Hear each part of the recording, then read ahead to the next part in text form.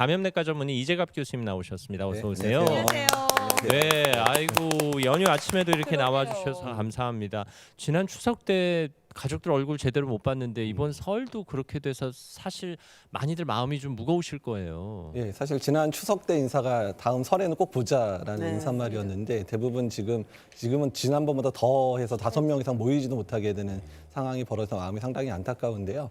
근데 최근 들어서 이제 가족 간 전파 사례들이 상당히 많이 보고가 네. 되고 있습니다. 그래서 가족들이 식사를 같이 하다가 생기는 그런 감염들이 많아서 걱정이고요. 특히 고향에 방문을 하시게 되면 어르신들이 많으시잖아요. 집에 70대, 80대 할머니, 할아버지들 많이 만나게 되시는데 근데 그런 분들이 이제 감염이 되면 아주 중증으로 진행할 수도 있기 때문에 이번 설에도 이제 시골에 방문하는 것보다는 일단은 이제 화상이나 이런 것들 또는 전화로 이렇게 뵙는 게 좋지 않을까 생각을 하고 있습니다. 근데 사실 저는요, 확진자 수가 떨어지면 좋았다가 떨어질 것 같다 하면서 또 늘고 너무 속상해요. 맞습니다. 예, 그래서 이제 주말이 그러니까 주말이나 월요일은 꼭 확진자가 뭐 300명대까지 200명대까지 떨어져서 이제 뭔가 좀 좋아지나 보다 이렇게 생각이 드는데 꼭 주중 넘어가면 400명 이렇게 막 넘어가잖아요. 그러니까 주말에는 검사 수가 좀 많이 줄거든요. 근데 네. 그중에 이제 본격적으로 검사가 되고 특히 또 이번 주 같은 경우는 이제 또 종교 집단에서의 집단 발병이 나와 보니까 400명 넘게 확진자가 발생을 했습니다. 근데 이제 설 연휴 같은 경우에는 검사 수가 많이 줄어서 실제로 확진자 수가 많이 줄어든 것처럼 나올 거거든요. 네. 그래서 그 숫자에 너무 이제 안심해도 되나 이렇게 생각하시면 안 될 것 같고요. 설 연휴 이후의 상황이 앞으로의 2월 또 3월 상황이 중요한 역할을 하기 때문에 그 부분들 잘 보시고 특히 설 연휴에 아주 조심스럽게 지내셨으면 좋겠습니다. 앞서 말씀하신 대로 지난 추석 명절 때도 우리가 비대면으로 명절을 셌잖아요. 네. 그때는 확진자 수가 어느 정도였었죠? 그러니까 설 연휴 전에 확진자가 100명대 미만으로 떨어졌었습니다. 이상이 수석 연휴 때. 그러니까 수석 연휴 전에. 예. 설 연휴가 지나면은 이제 접종 시작되잖아요. 네.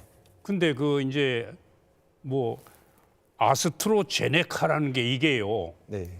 이 고령층한테는 이게 좀 문제가 있다는 얘기가 많이 들립니다.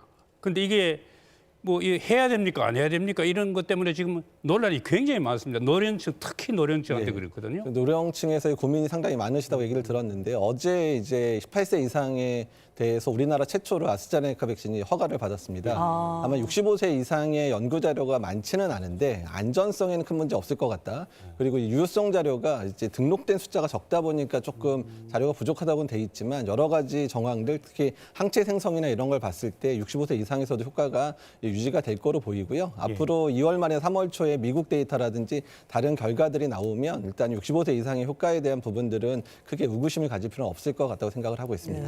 이제 뭐 요양병원 어르신들 백신 맞으실 테고 의료진들도 맞으실 테고 저희 어머니도 이제 연세가 있으시니까 네. 그 다음 차례가 되지 않을까 싶은데 또 자식 입장에서는 혹시 잘못되시는 건 아닐까 뭐 이런 부작용 걱정은 좀 되거든요. 예, 일단 아스트라제네카 백신은 큰 부작용 사례는 없었다고 보고가 되고 있고요. 일단 예. 이제 화이자나 모더나 백신 같은 경우는 10만 명당 한 2~3명 정도로 이제 알레르기 반응이 좀 심하게 나타나는 경우들이 있다고는 돼 있습니다. 그래서 현재 접종센터에 이런 알레르기 반응을 처치할 수 있는 그런 도구들이 다 준비가 돼 있고요. 다만 발생했던 사람들도 뭐 사망하거나 이랬던 분들은 없고 응급조치를 받고 나면 대부분 회복이 됐다고 하기 때문에 그리고 만반의 준비를 정부에서 하고 있으니까 너무 걱정 안 하셔도 될 것 같습니다.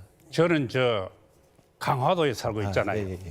근데 이제 강화도에서 사는데 뭐 이렇게 서울하고는 또 다르잖아요. 그래서 어떻게 맞으려고 그러면은 강화군 보건소에 가야 됩니까? 뭐 병원에 가야 됩니까? 그건 저는 잘 몰라요. 진짜 뭐 연락이 오면 어떻게 해야 되는지 많이들 예, 궁금해하시더라고요. 일단은 이제 접종 대상자한테 이제 연락이 먼저 가면은요 어느 곳에서 맞을 수 있는지 이제 나오고 예약을 할 수 있는 시기가 나오는데 그때 예약을 이제 본인이 맞기 쉬운 데에다가 하면 되는데요. 일단 이제 화이자나 모더나 백신 같은 경우는 접종 센터에서만 맞게 되는데 아마 강화군 같은 경우는 한 개 접종 센터가 만들어질 거니까 거기에 방문하시면 되고요.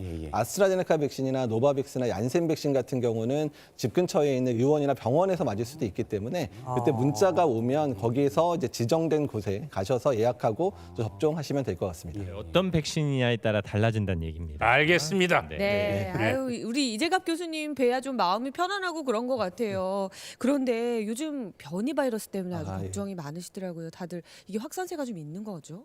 예, 사실 이제 변이 바이러스가 매일 뭐 20명 진단됐다 이런 얘기들이 이제 나오고 있는데 뭐 영국발도 있고 뭐 뭐 브라질 발도 있고 남아프리카 공화국 발도 있다고 얘기는 하는데요. 아직까지 국내는 주로 외국에서 들어오신 분들 사이에서만 발견되거나 또는 그분들과 접촉한 사람한테만 이제 발견되고 있기 때문에 아주 광범위하게 나와 있지는 않은 상태입니다. 다만 이런 변이 바이러스들의 가장 큰 문제는 백신의 효과를 떨어뜨릴 수 있는 문제가 있기 때문에요. 일단 국내 확산을 최대한 저지시키는 게 중요할 것 같고요. 다만 앞으로 우리가 어떻게 대비하느냐가 더 중요할 것 같다는 생각이 듭니다. 네, 앞서 말씀하신 대로 지난 추석 명절 확진자 수가 100명 안쪽인데도 우리가 비대면으로 명절 보냈는데 이번엔 400명대인데도 이렇게 마음을 놓을 수는 없어요. 더 철저하게 지키셨으면 좋겠고 지난주에 말씀하신 대로 5인 가족 못 모인다고 해서 자녀들 번갈아 가면서 찾아뵙는 게 부모님께는 더 위험하다고 하셨잖아요. 네. 끝으로 명절 연휴 어떻게 보내야 되는지 당부 말씀 듣겠습니다. 예, 일단 설명절이 우리나라 가족들이 함께 모이는 그런 이제 정을 나누는 모임이지만 이번에는 같이 모이면서 정을 나누기보다는요.